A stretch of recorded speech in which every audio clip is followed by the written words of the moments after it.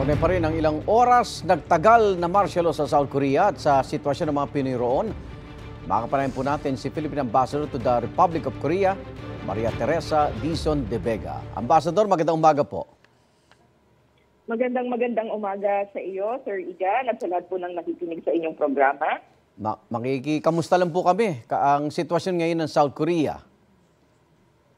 Sa ngayon po, dahil kanina pong alas 4:30 ng madaling araw, na-anunsyo na nga po na na-lift na po ang martial law.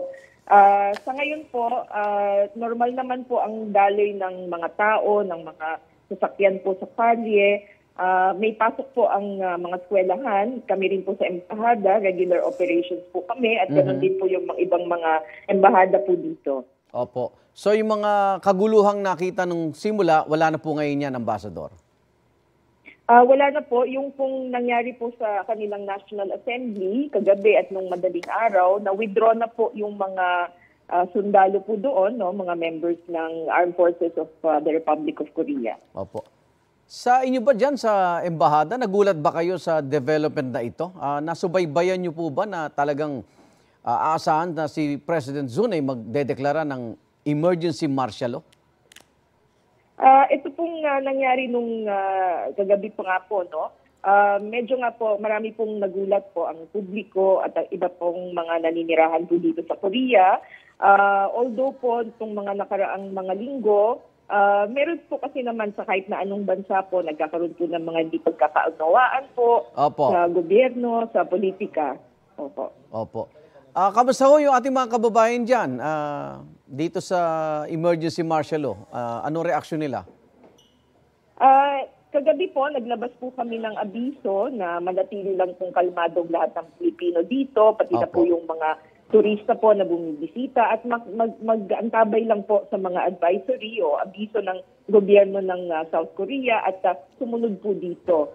At meron din po kaming advisory po na patuloy po ang serbisyo po natin. Sa ngayon naman po, wala naman po kaming mga natanggap po na mga queries po na critical. Ang mga tanong lang po ay kadalasan po pwede po ba akong bumiyahe? Makakapunta po ba dito yung aking mga kaibigan o pamilya na nabibisita po? Ganun po yung mga nakukuha po namin mga tanong po sa mga kababayan po namin mula pa po kagabi.